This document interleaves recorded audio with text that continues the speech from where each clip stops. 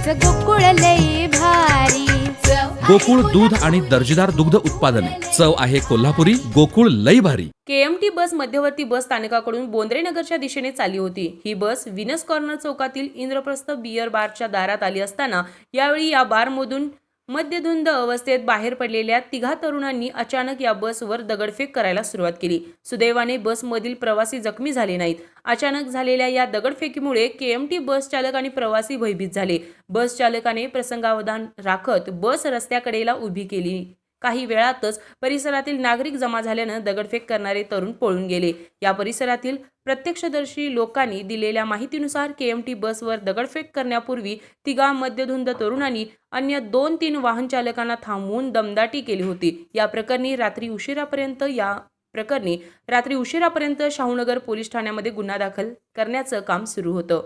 RK news प्रतिनिधी कोल्हापूर. बाळ, फ्रीजमधून श्रीखंड काढ ना. आम्ही पूर्वी घरीच बनवायचो श्रीखंड.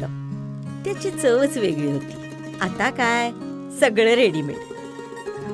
आजी, हे श्रीखंड खाऊन बघ. आज तुझ्या आईनं घरीच बनवलं की काय?